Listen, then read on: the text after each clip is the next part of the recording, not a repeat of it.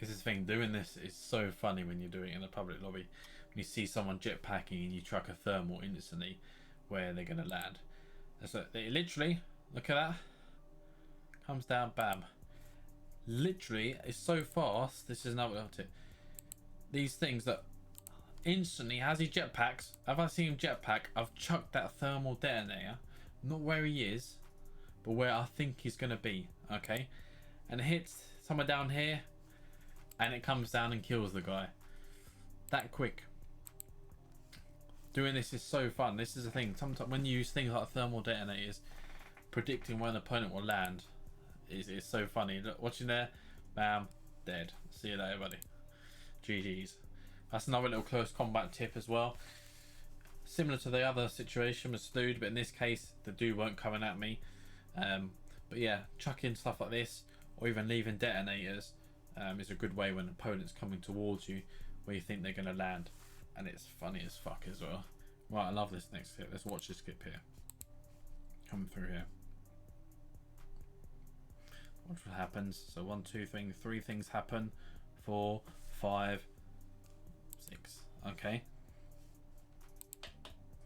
And people say that, you know, these people that, you know, they can't say that these people that I'm killing here are just bots, because a lot of these are good players that end up getting killed. Good, fast E3 burst players or whatever.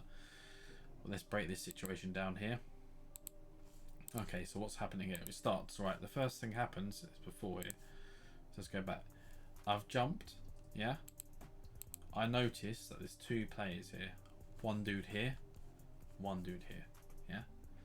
So now it's a 2v1. The first thing I immediately do is place a proxy here. What this does is, or what I'm expecting, they're a bit aggressive. So what they might do is jetpack over. If they jetpack over here, even if one of them does it, there's a high chance that they're going to die because my proxy will get really low where I can just give them a quick tap and beat them with my DH. They could try to pinch me, one going to my left, one going to my right. If that happens, the dude going to the right is going to get damaged by the proxy or die. It then gives me a one-on-one fight with the dude on the left. So this proxy here is creating a little bit of security for me, because I'm going to come around the other side to the left. And I know that my right is covered by this little proxy. Now I know that there's danger over here as well. So being on the left here means I can look at danger that might be over here, and any of these 2 players who might come to my left. So I place the proxy over, I watch what they're doing, I chuck a thermal. Now this, doing something like this might encourage them, if they're being aggressive, to come over to me, to jetpack over, to get away from that thermal. In this case they do. I look over again, I miss the cycler. That dude's trying to be aggressive, he's trying to get an angle on me with the EE3 to jetpack over. I immediately take cover, I get behind cover here. Notice where they are now. Yeah, I can't see any threat over here at the moment. And also, remember, we've got their cargo, so they've got to start pushing. They're going to be a bit aggressive. They both push over here. Bam.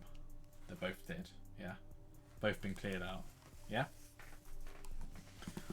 So sometimes, guys, you know, use your proxies just to things like that, just to help you put a bit of safety in there. You know, just to you know, get good shots on the, you know, different angles. So use proxies, you know, to think ahead a little bit. Also, if the opponent is an aggressive opponent, you know, they're going to come jetpack to you.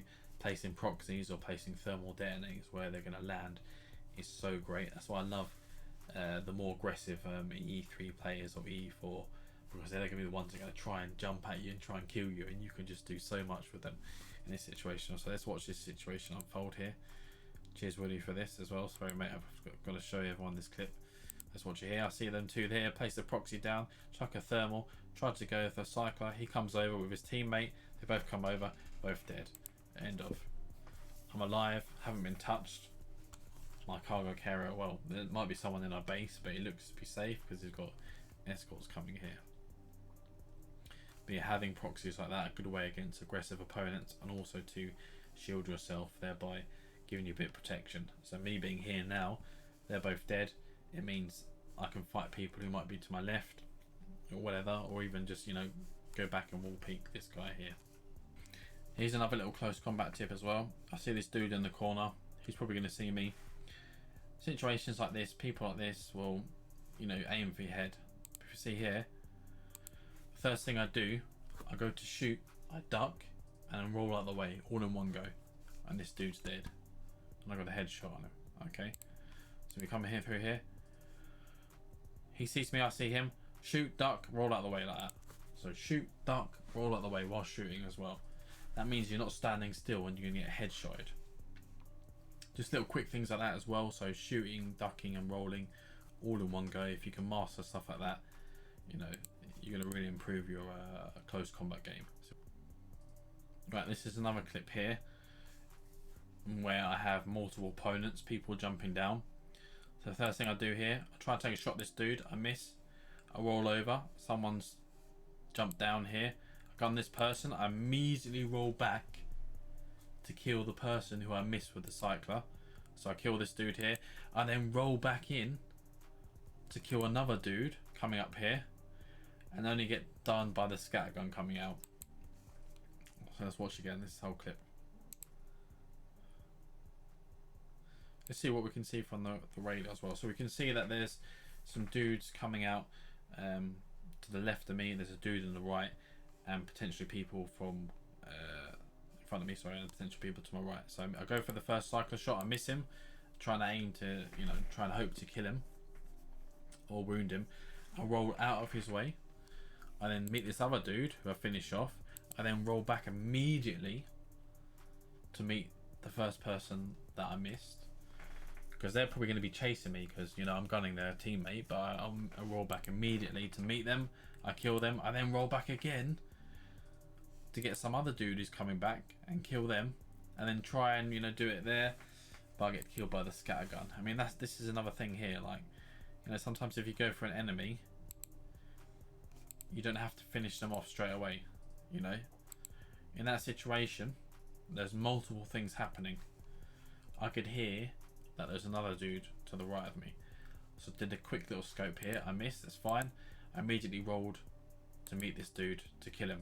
I then immediately rolled back to meet the dude I didn't kill, and roll back again and kill this other dude here and die because of scattergun.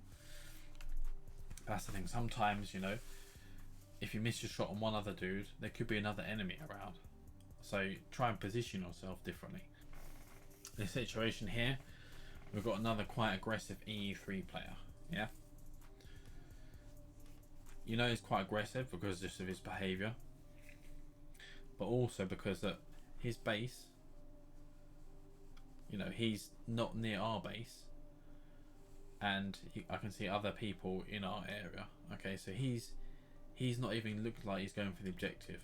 It might be because I've been winding up a little bit in this game because I like doing that. But let's look at what's happening here unfolding. I'm trying to get a few jump DH-17 shots. I get a few on him, landing a few. He's getting shot at the back as well. Now, the fact that he's getting shot at the back, yeah, it does force him to roll.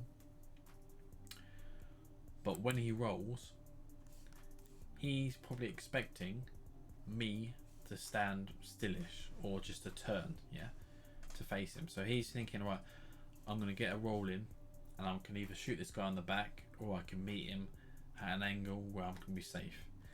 In either situation, his gun's going to be pointing at me. Okay, the last thing this dude thinks I'm going to do is roll with him. You see that? As he's rolled in, I've rolled in a similar direction. So now it's put him off, because the place where he thinks I'm going to be in, I ain't there no more. Yeah. So watch this. He rolls. I roll in here. Also, luckily, it happens to be that I can actually shoot him rolling. I land and get the headshot like that with a little cheeky emote. Let's watch again. He comes up. He rolls. I roll. Granted, he's quite weak, and he is getting shot from other teammates. So yeah, he's gonna have to roll to get cover. But you know, good close combat players, you know, they're not going to be standing still or have their back to you, or even, you know, turn around to shoot you from different angles, because this guy could probably outburst me with his EE3. But the thing is, he thinks that he's going to fight me with me in that position, not in the position where I've rolled into. So he thinks I'm going to be fighting him behind here. So he thinks I'm going to be here when he rolls around. But me rolling here forces him. He needs to change his direction quickly. Yeah. So that's another good little tip, is to always roll. You know, if an opponent's trying to roll behind you or roll to get a different angle, sometimes it helps to roll to at the same time, so that you have a different angle on them. That's what puts off